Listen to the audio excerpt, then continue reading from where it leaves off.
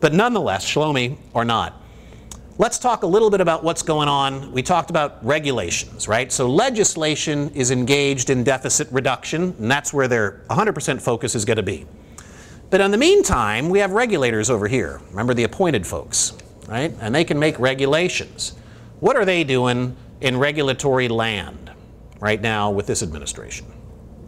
Well, it goes back to their philosophical bias, right? Their philosophical bias is focused on a few things. Number one, first and foremost, they would like to expand the definition and role of the fiduciary. And in case anybody knows, I just dropped the F-bomb in this seminar because that word is the F word in my business. In the retirement business, the word fiduciary is the F word. Why is it the F word? If you're a fiduciary, anybody in the room a fiduciary?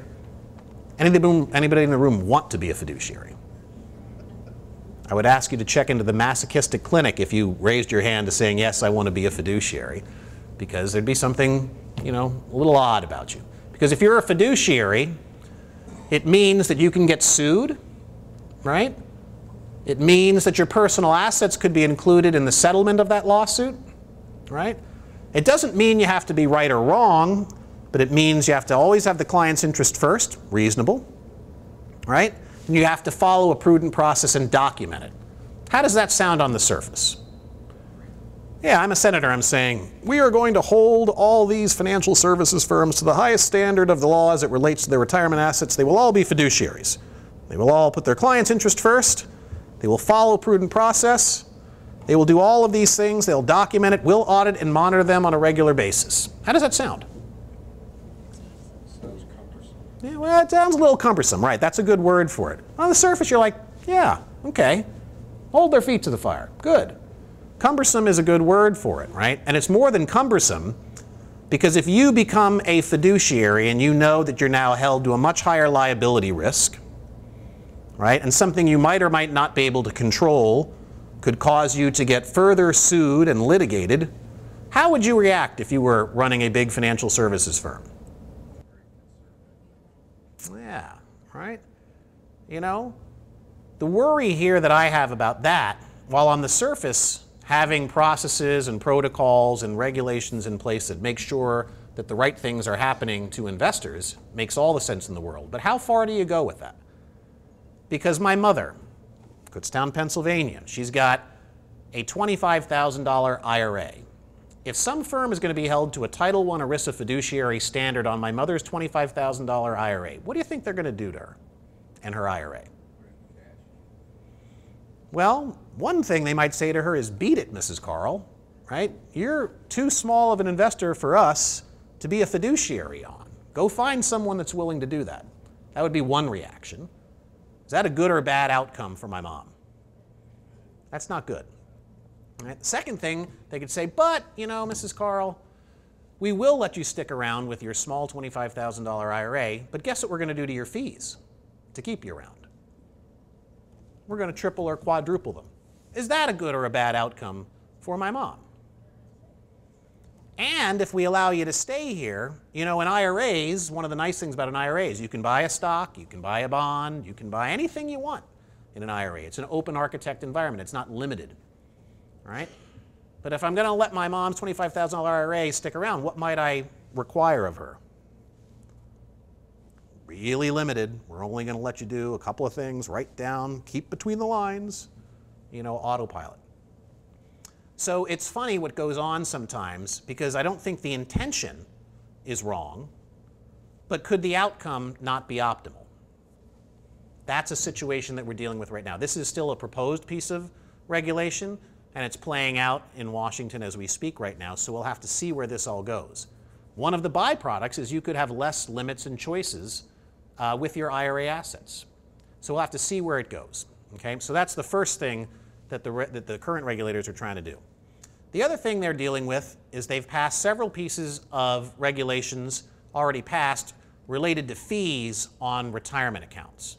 How does this administration feel about fees for retirement accounts? Don't like them. How do you feel about fees? I don't like it. Nobody likes them. Is anybody still working in the room? How do you feel about getting paid for your job? I like it, right? I should get paid more, actually, right? Get the conundrum that we're in here, right?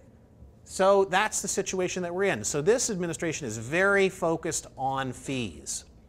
And that's not a bad thing. Fees absolutely, by the letter of the law, state that any fees need to be reasonable for the services that are being provided. Reasonable for the services that are being provided, right? So excessive fees, not good, right? Excessive fees, not good. But should they be zero or next to zero? Remember the adage, you get what you pay for? You get what you pay for in anything. And if you're willing to pay a reasonable fee and you're getting good service, then does that make sense? That's what the law says, but we've passed 3 pieces of regulation that focuses on fees, fees, and fees. So what has that caused a lot of the retirement vendors to do with their fees? Just like corporate America, right? If that's what the regulators are hitting me over the head with, what am I going to do? I'm going to listen to them, and I'm going to reduce fees. But if I reduce fees, what happens to the services that I provide? They go down too. So it's a pendulum here. So we've got a myopic focus on fees coming out of Washington right now, and I'm not sure that's the right thing. If we can save you 10 basis points, right? 10 basis points on your account, is that going to change your retirement outcome? Is that going to change the way you're going to retire? I'm sorry, I don't think so. That's not going to. It might save you a couple $1,000s over the next 20 years. But that's not going to change the way you retire. What might change the way you retire? Well, if you get some really good guidance and advice, right? And you get really work on this and you're engaged in it and you make some good choices about where your money is invested, and you end up getting it right most of the time, not all the time, certainly that's impossible. Could that change your outcome more? To me, yeah, a whole lot more. So we're strongly advocating that we see a lot more focus coming out of Washington on giving us clear guidance for investment advice and making sure the investment advice is held to the right standards, of course. So that's what we're seeing, not the current administration being focused on. They're focused more on fees. And then the final thing here, yes? How do you determine what's reasonable as it relates to a fee, right? The only way to determine what's reasonable to a fee is to benchmark. And benchmarking, by benchmarking I say, if you have an account that's worth X dollars, right? And you're getting charged this amount, right? If you looked at other places for the same type of services and you were getting charged at or around the same, that would be industry standard. That's what Randy and his team do every time they price one of your accounts. It's what Raymond James requires them to do. They actually have standards that come out of their home office that say, this is the maximum and this is the minimum. You got to be somewhere in this range of suitability. For your own purposes, you might want to understand that. I would urge you to. But that's the type of benchmarking that needs to be done. Does that make sense? Got to be in an appropriate range. If you're getting charged twice as much, then you're not in an appropriate range, right?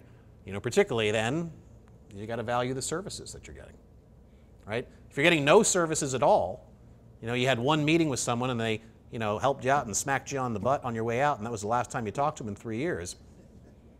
That's not worth anything, right? That'd be a zero. That'd be a zero fee program. So that's the situation that we're in right now. And it's important to know. And what you're going to see coming out of Washington, which I do think is a positive, is there's going to be a lot more disclosure, which means you're going to be getting more papers, right? Hopefully the papers are not written in Chinese Braille, which they tend to be. But don't worry, Randy and his team, they actually can translate that stuff. But you're going to see a lot more disclosures on the actual fees that are being charged to your account. And I think that's a positive thing, right? But I do think that helping the long-term outcome for somebody who's trying to plan for the next 10, 20, 30 years, we'd be better off spending more energy focusing on making sure the advice that people are getting are at the highest standards, right? Fees should be reasonable, absolutely. I don't think anybody would argue that. But the advice and the service that you're getting, that's really what makes the difference in my book, okay? So where do we stand here? You know, at the end of the day, fundamentals are good, right? We're going to see, I believe, a fair amount of volatility because I don't think we're going to see, given the posturing currently, a swift resolution to the clear issues. And the closer we get to Thanksgiving, when those required mandates need to be done, the more that we're going to see the kind of stuff we saw last week, with rating agencies coming out saying they're at it again. They're not getting progress. They're not making things happen. You know, anybody pay attention to the Iowa, you know, recent, yeah, and the Midwest bus tour? Anybody listen to the conversations at those places where there were, you know, pretty serious people in front of, you know, Americans? How are they getting talked to? There was some emotion there, right? There's some emotion there. And I think we're going to continue to see that. And unless we see clarity, we will get clarity. It's just a matter of when. But once we get clarity, then I think, as Randy pointed out aptly in his opening remarks, then the footing is set for some very positive things to start happening. We're not going to like all the things that come out of what is said as part of deficit reduction. Nobody wants to pay more in taxes, and nobody wants to see their services cut. But the reality is we're in the situation, at least we're talking about the right thing right now. So we will get some of these things coming to a conclusion. Might not like them all, but once we get to clarity and we get corporations reinvesting back in the economy, hiring people, spending more on technology because they know where they stand, you know, I think about it. If you're an oil company, what are they talking about oil companies? What's one group saying should happen to oil companies? They should have their taxes increased because they get tax breaks and there are these rich, affluent oil companies. If you're an oil company, what are you going to do? Well, you probably will just pass that on to the consumer, right? And what are you going to do until you figure out what's the situation? Nothing. Business as usual, right? Keep piling up the cash, you know. So that's what we need to change. One way or the other, we're going to get there. It's just a matter of time.